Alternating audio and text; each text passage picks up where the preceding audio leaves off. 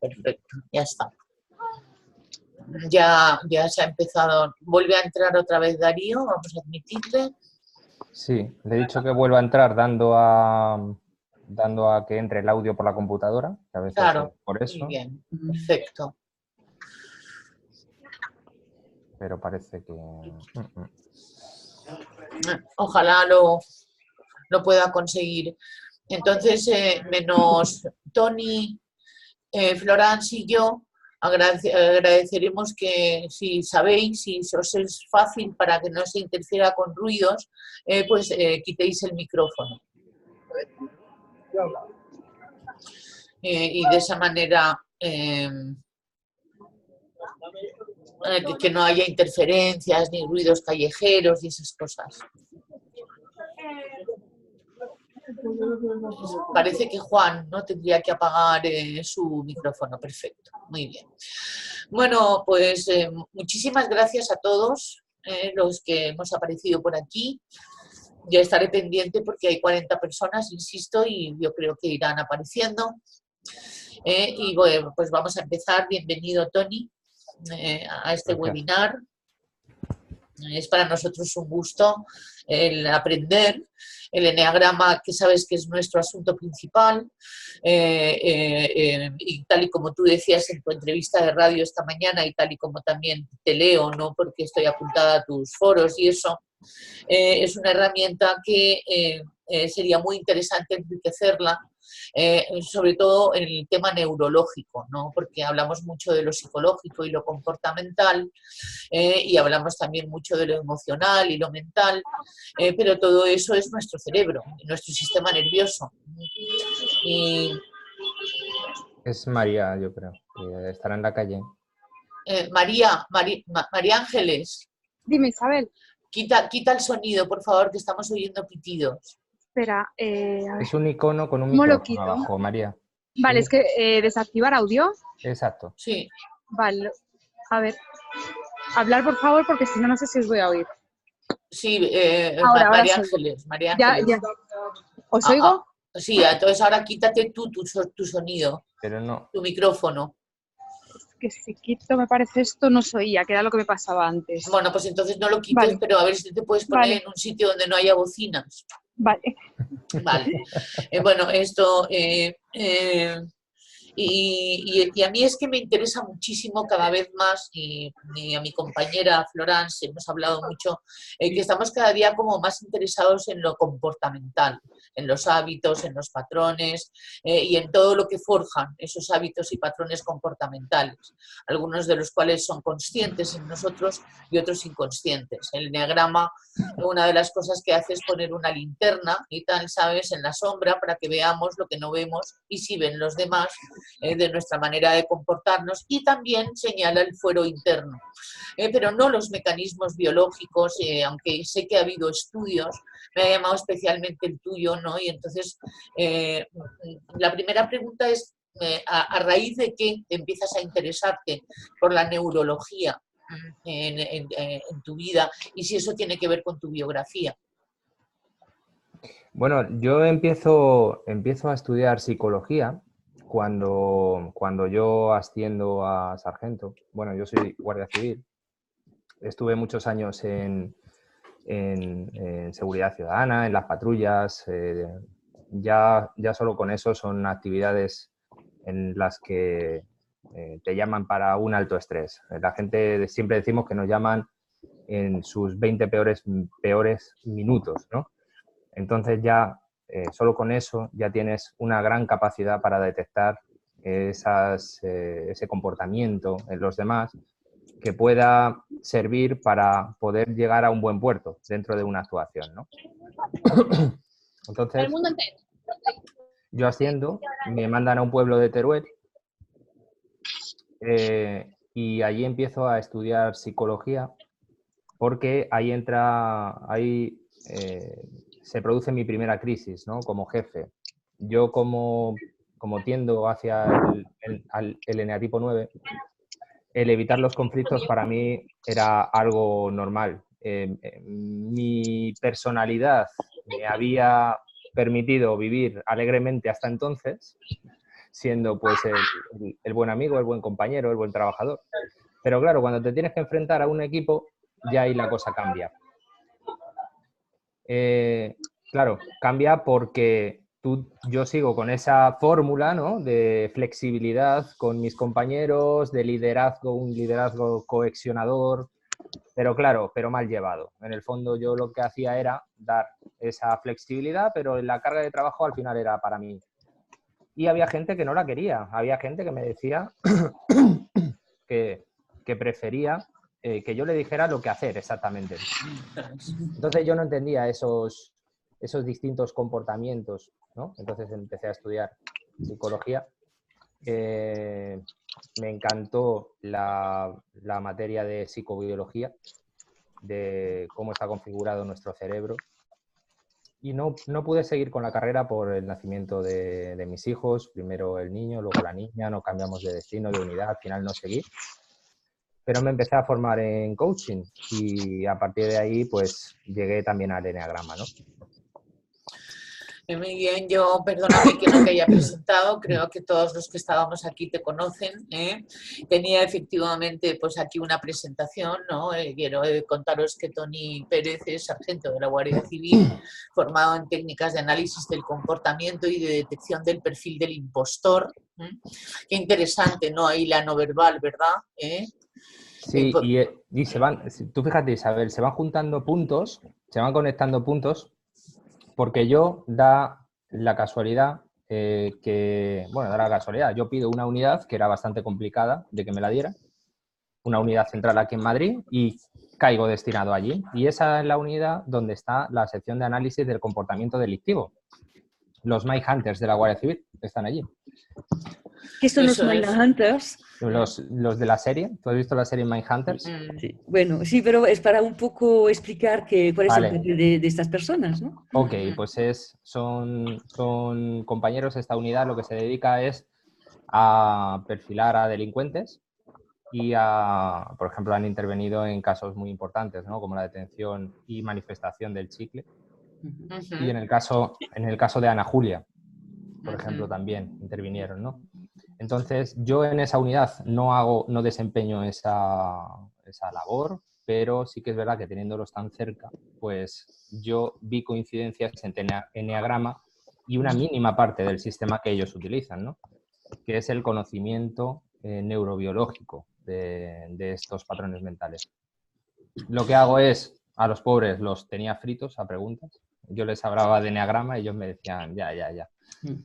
¿Lo conocían? No, para nada. Ellos solo se basaban en los estudios científicos que hay publicados. Pero bueno, yo con mi curiosidad pues fui uniendo, ¿no?, este sistema con eneagrama. Claro, porque además todas estas cosas que muchas veces despiertan nuestro interés tienen que ver con una coyuntura personal, con un tropiezo, con una crisis, con aunque de repente nuestros propios patrones, ¿no?, que es lo que te has puesto a estudiar, ¿no?, patrones, hábitos, cómo se conectan las estructuras corticales con las demás estructuras. Interesantísimo el sistema reticular activador ascendente, el SARA. Hay una persona que se llama Adelaida Harrison, que ha escrito un libro de eneagrama sobre neurobiología, que al SARA hablaba de cuando el cocodrilo nuestro, es decir, aquel que, bueno, pues que de repente se puede poner alerta o no, estaba en una enorme laguna, ¿no?, y de repente, ¡poing!, abre un ojo, ¿no?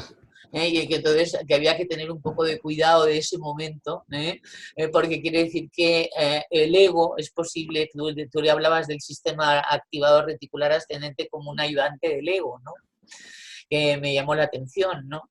Y entonces es cuando se abre el ojo del cocodrilito y tal, ¿sabes?, ¿no? Es decir, se despierta el instinto, y cuando se despierta el instinto, la conducta puede ser impulsiva, reactiva, y que...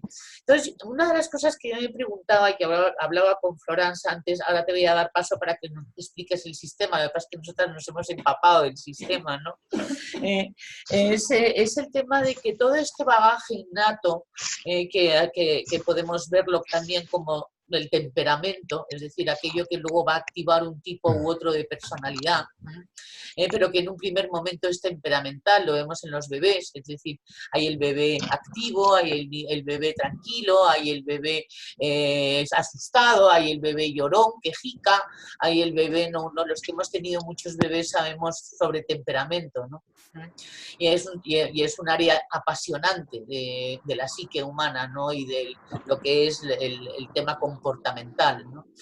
Y luego es reforzado, esas tendencias son reforzadas por el ambiente para dar lugar a lo que van a ser nuestros comportamientos. Es decir, el cerebro se teje sin nuestra voluntad, sin nuestra cognición, sin nuestra conciencia y sin intervenir voluntariamente en ninguno de los tejemanejes, conexiones y tal, ¿sabes? Que son diferentes las tuyas que las mías. Eso lo sabemos por el eneagrama y también lo sabemos porque es que no es visible del todo, ¿entiendes? Es decir, son dos temperamentos diferentes. Y nuestra pregunta estaba en que si en algún momento podemos tomar los mandos, no sé cómo decirte un poco, para volver a tejer un poco también nosotros nuestro cerebro y nuestras conexiones con un poquito de conciencia, o ese campo todavía no lo has explorado. Bueno, es cierto que nosotros nacemos ya con una estructura cerebral predefinida y además que es la que genéticamente nos predispone a estar mejor adaptados al ambiente, porque ya nuestra madre, con su propia genética, nos está induciendo a que el ambiente sea de una manera o de otra y así nosotros podamos adaptarnos. Eso es. Además, se han hecho numerosos estudios, sobre todo con animales. Recuerdo uno de unas ratas, un tipo de rata, que una rata sin pelo, es solo una rata sin pelo, ¿no? Con piel y ya está. Y lo que hizo fue dividir ese animal, 2 ratas preñadas, las pusieron en un ambiente frío y en un ambiente cálido. Y la rata que estaba en el ambiente frío, pues las crías nacieron con algo de pelo, con lo cual la propia madre las predispuso para que se adaptaran al ambiente más frío. Y la rata que estaba en el ambiente cálido, pues las crías nacieron con la piel sin... Fíjate, en una sola generación, además, ¿no? Porque podrías Exacto. decir que a lo mejor, y a la quinta generación ya No. nacieron con pelo, ¿no? No, Y ahí dices que entra la en juego, primera, ¿no? sí, ahí entra en juego la epigenética Claro. y tú mismo estás moldeando tus propios genes para que luego se transmitan a tu descendencia, cosa que De me una manera parece... biológica y sabia en el sentido de la supervivencia y en el sentido de la... Es brutal, Claro, increíble, así se van modelando las especies. increíble. Realmente tiene toda la lógica del mundo, ¿no? Desde que ya lo postuló Darwin hasta los numerosos científicos que han seguido estudiando el campo de la epigenética, ¿no? ¿En qué momento cogemos las riendas de eso? Evidentemente cuando nuestra parte prefrontal esté más desarrollada. Por eso vemos en niños ese comportamiento de manera más puro, esos rasgos biológicos de manera más pura. Incluso en adultos, cuando su capacidad volitiva no está en funcionamiento, como puede ser cuando bebemos alcohol o cuando tomamos drogas. Ahí sale nuestro temperamento sin filtro. Ahí también te puedes dar cuenta. Porque dicen que hay personas con buen beber o mal beber, ¿no? La zona prefrontal, hay 4 zonas también muy diferenciadas. Está la zona ventromedial, que es quien hace de filtro, quien cataloga un poco los estímulos, ¿vale? Luego tenemos la zona dorso lateral, que lo que hace es coger recuerdos, coger experiencias y para ver qué nos sirve, ¿no? En el momento actual. Luego tenemos el cingulado anterior, que es quién decide. Toma decisiones difíciles para poder adaptarse, ¿no? A ese ambiente. Y luego tenemos la orbitofrontal, que es quien nos empuja a la acción. Por eso puede ser incluso que alguna de estas zonas esté muy activada y otras no. Podemos ser unas personas con una gran capacidad reflexiva, pero que luego la zona que debe hablar con otras partes del cerebro para que nos pongamos en acción, esa no funcione tan correctamente o no esté tan activa. Por eso nosotros tomamos las riendas de ese temperamento a partir de una capacidad prefrontal, ¿no? De un desarrollo. Por eso los niños, la personalidad empieza a verse, a vislumbrarse un poquito a partir de los 8 o 9 años, que empiezan ya a tener ese control, esa capacidad para poder controlar impulsos, para poder tomar decisiones. Es muy pronto, evidentemente, pero ahí ya se empiezan a ver. Ajá, ajá. Sí, yo me acuerdo de mis hijos cuando iban al colegio que eran inocentes, hasta en la fila, con el babi y tal, y eran bebés, hasta que de repente dejaban de ser de bebés y empezaban a chincharse entre ellos y a montar dinámicas sociales de estas que tienen más de simio que de humano, ¿no? Pero en el que ya veías ahí que había unas ciertas tendencias más relacionadas con el ego, incluso, y tal, digo, se les bajó el ego. Me acuerdo que fue como una cosa que yo dije ahí ya como por el año 94, cuando vi a mi hija mayor, que ya no era inocente, ¿no?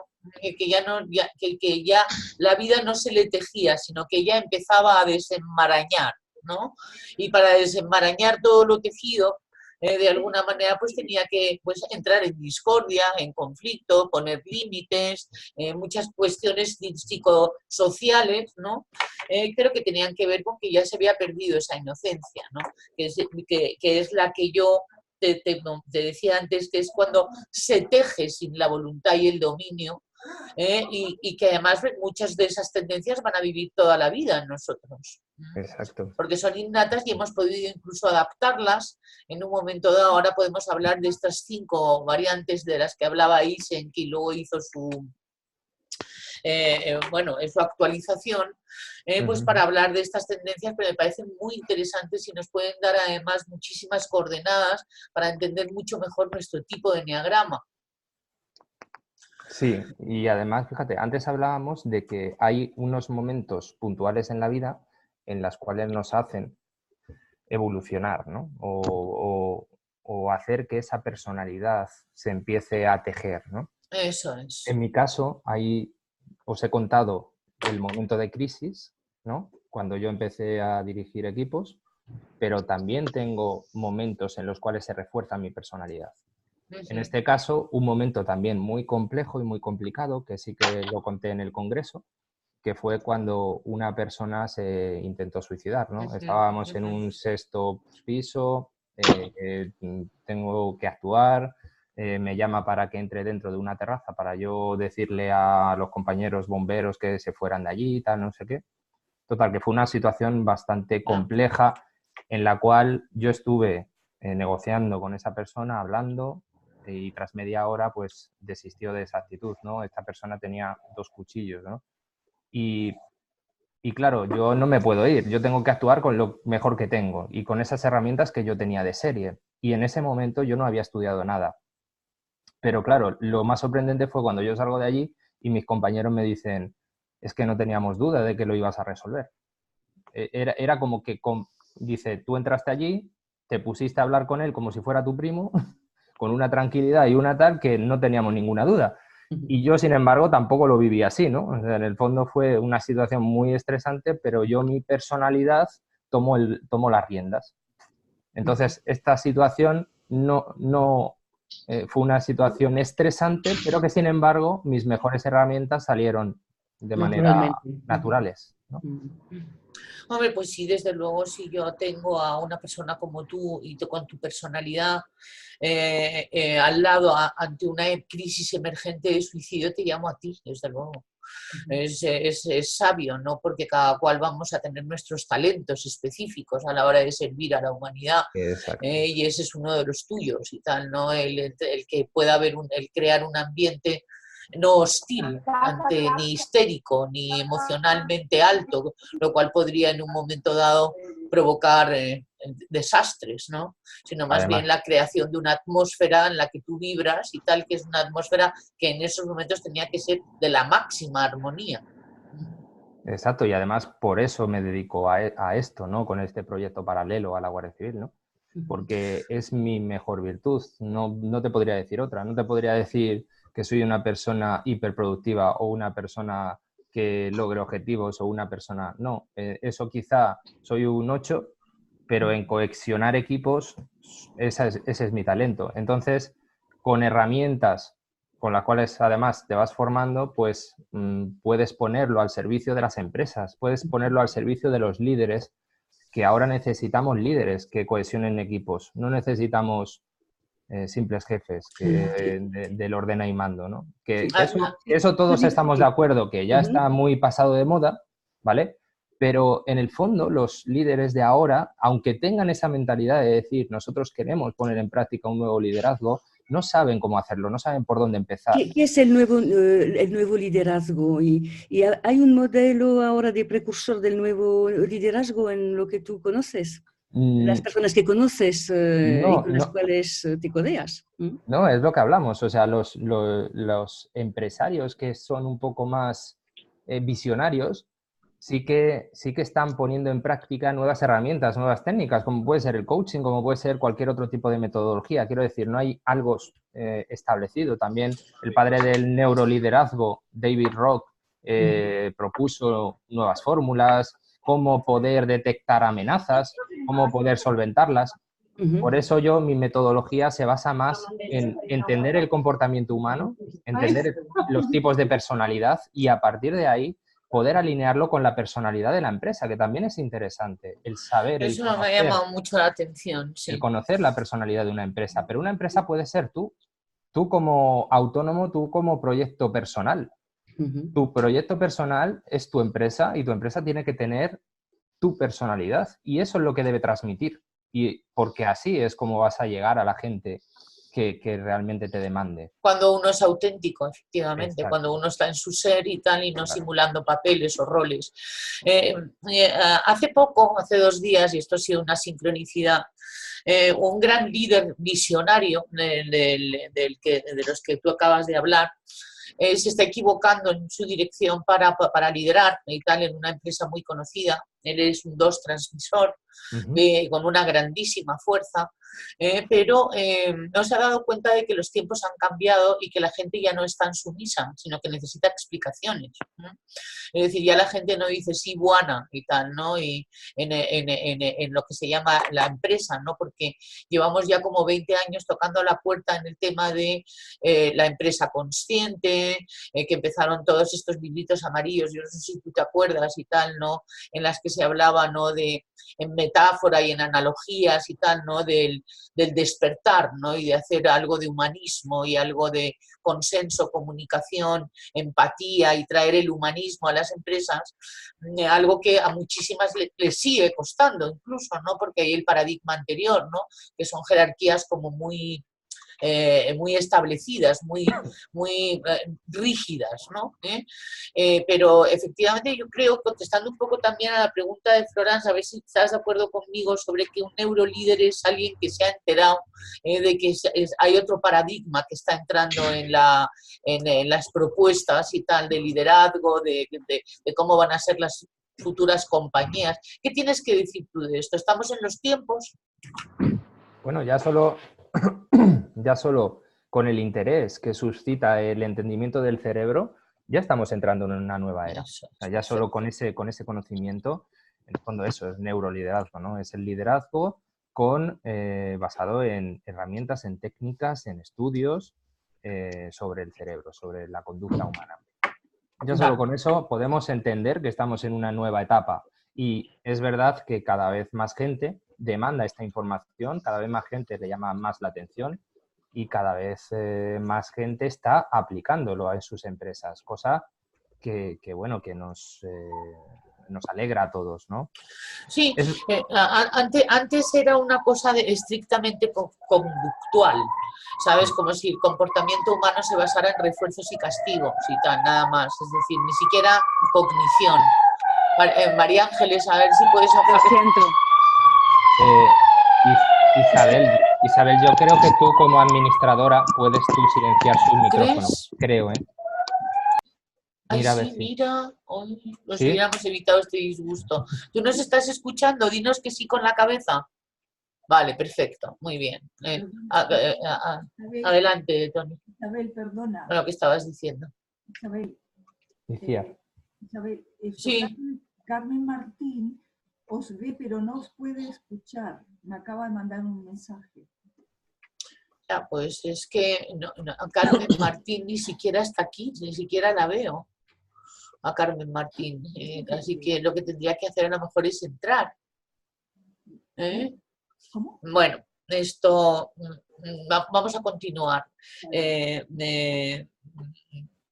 Neuroliderazgo es conocimiento biológico de la conducta, pero no condicionante, que era un poco a donde te quería llevar. Es decir, que se puede hacer un desarrollo, se puede hacer una flexibilización de las estructuras, vamos a decir, que hacen nuestros hábitos de conducta, porque este hombre del que se estaba hablando, ahora retomo, esto ha pedido ayuda y le he mandado tu enlace y tal, ¿sabes? Es un CEO y tal, bastante poderoso, que está buscando porque se le están yendo los empleados a pesar de que no deja de subirles el sueldo. Dice que quieren ser pobres pero felices, y para que los empleados de una empresa de hostelería digan eso y tal, pues imagínate cómo debe de ser su jefe, ¿no? Pero luego es un sentimental y llora y no entiende, entonces veo que está viendo como una especie como de movimiento. Y no solamente en este ejemplo que te he puesto, sino en muchos otros que estoy viendo también a su alrededor.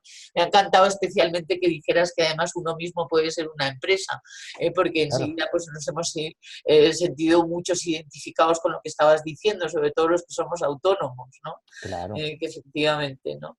Como personas somos una empresa, ¿no? Exacto, Exactamente. Que Y tú te produce, das que cuenta, factura. y tú te das cuenta a quién atraes, ¿no? Al final, con tantos años de experiencia, tú sabes con quién conectas más y con quién menos, ¿no? Pues eso que se hace de manera, al final, por experiencia vas aprendiendo, pues el que se entienda desde el principio. Y así nos tenemos que evitar el trabajar con gente que no nos gusta o gente que nos provoca malestar y que no sabemos por qué. Y en el fondo es porque ese tipo de personalidad no encaja. Pero ya no solo el tipo de personalidad, sino a veces incluso altos niveles o no, o altas puntuaciones o no, de un rasgo biológico en concreto, que es lo que estamos hablando. Por ejemplo, un extrovertido o un introvertido. Ahora lo explicaremos. Pero, Adelante si quieres, aprovecha. bueno, pues muy rápidamente, porque esto tiene miga, ¿no? Pero el modelo psicobiológico de Eysenck, que es un psicólogo inglés de origen alemán, es el que ya empezó con el tema de la experimentación con estos rasgos biológicos. Él postulaba que había 3 grandes rasgos: la extroversión, el neuroticismo y el psicoticismo, ¿vale? Neuroticismo y psicoticismo entendido como rasgo biológico, no como enfermedad, sino como tendencia sobre la activación de un bucle en concreto cerebral. Él decía que de esos 3 rasgos son 3 bucles cerebrales independientes. ¿Por qué bucle? Porque la corteza cerebral habla con distintas zonas del cerebro y así se van retroalimentando de manera bidireccional. Por eso es un bucle, ¿vale? La primera, la extroversión, la explica con el bucle córtico reticular, la zona de la retícula donde está incluido el SARA, que estábamos hablando antes, el sistema de activación reticular. Ese, en los extrovertidos, lo tiene muy poco activado, está infraactivado, necesita estimulación externa para poder activarse. Por eso un extrovertido necesita muchos estímulos externos, entre ellos la gente. La gente es un potente estímulo, por eso la mayoría de los subrasgos o conductas que están relacionadas con la extroversión están relacionadas con la gente, por cómo busca gente, ¿vale? Es que es curiosísimo porque que justamente sean los menos estimulados los extrovertidos y por eso, y de ahí ese comportamiento de extroversión llama la atención. Exacto. De hecho, los psicólogos pues, hablan de que los trastornos de déficit de atención, uno de los principales rasgos es la extroversión y esa necesidad constante de estímulos, y por eso se diagnostica y se les da medicamentos derivados de las anfetaminas para poder activar esa zona interna, esa zona reticular, y que no busquen estímulos externos y poder estar un poco más concentrados. Ese es el Ritalin famoso y tal, ¿sabes? Sí, Adderall, y hay muchos que incluso los propios jóvenes estudiantes toman, sobre todo en Estados Unidos. Hace poco sacaron un documental en Netflix muy interesante sobre ello. Sí, el famoso Concerta. Exacto. Se llamaba así por lo menos, ¿no? En vez de concentra, concerta, ¿no? Concerta. Efectivamente en Canadá y tal, ahí por lo visto también está todo, es un trapicheo, ya no se trapichea con hachís, se trapichea con concerta en las universidades. Ya. Y sin embargo, los introvertidos hay un exceso de estimulación. Exacto, tiene esa zona hiperestimulada. Entonces, no necesitan estímulos externos, ya tienen de por sí esa actividad, ¿no? Es una densidad muy alta de axones, de dendritas, de neuronas, que hace una red enmarajada que ya tienen esa actividad, ya no necesitan buscar ese estímulo fuera. Y por eso se retiran de los estímulos. Claro. Son más propensos a evitar ruidos, a evitar lugares donde haya mucho bullicio, mucha gente. Y aunque puedan intervenir en grupos, reuniones y eventos, luego necesitan recargarse, necesitan aislarse para poder otra vez buscar su nivel óptimo en esa zona del cerebro. Lo dice, me ha llamado muchísimo la atención. Y efectivamente hay como un mundo interno mental y emocional, lo digo como introvertida, aunque no lo parezca, me parece que estoy montando pollos todo el día y no, voy, monto un pollo y luego me quedo 25 días recluida y tal para, ¿sabes? Es decir, como del agotamiento tan brutal que me supone cada vez que me tengo que extrovertir, pero cuando estoy extrovertida, y claro, todos estamos pensando en lo mismo, me voy a permitir el lujo de hablar de ello, efectivamente es como si me metiera como en una especie como de sitio donde vinieran, es decir, cuando estoy socialmente o cuando estoy rodeada de gente o cuando estoy interaccionando, lo veo a veces como una cosa vertiginosa. Pero bueno, se desarrollan habilidades para todo ese vértigo social que nos da los introvertidos, para poder, y además yo le llamo ejercicio de contratipo el obligarme, porque luego además lo paso bien y tal, y si no estoy de transmisión y tal, ¿sabes? Es decir, puedo en un momento dado tener momentos muy, muy interesantes y de hablar y de charlar y de reír y de ser uno más, pero vamos, es casi un milagro en un momento dado, ¿no? Porque como tengo que estar vendiendo y tal, pues mis extroversiones me agotan. Claro. Muy interesante. Y luego hablabas también de los ambivertidos, es decir, que dices que incluso son la mayoría. Me llamó la atención eso. Sí, es un 70%, según el estudio que realizó Eysen y numerosos autores. Entre ellos Manuel de Juan Espinosa, que es un autor que, si anotarlo, es un autor que encima explica muy, muy bien este tipo de los rasgos biológicos, ¿no? Y los comportamentales, y cómo también lo asocia con aprendizajes, con memoria. No es lo mismo cómo aprende un extrovertido que cómo aprende un introvertido. Y eso, para detectarlo en las empresas, es fundamental. En las empresas y en nuestra casa con nuestros hijos. ¿Cómo estudian nuestros un extrovertido? hijos? ¿Qué rasgo sería de aprendizaje de un extrovertido? Exacto, fíjate, es interesante esto porque esa sobreactivación que tienen los introvertidos, ¿vale? Lo que hace es que retengan los conceptos mucho mayor tiempo en esa zona reticular. Cuanto mayor tiempo retienes un concepto en la zona reticular, pasará a la memoria a largo plazo, o lo que se llama la consolidación, ¿vale? ¿Qué pasa? Que los introvertidos utilizan neuronas para consolidar y los extrovertidos las utilizan en la memoria a corto plazo. Con lo cual, un extrovertido será mucho más efectivo que estudie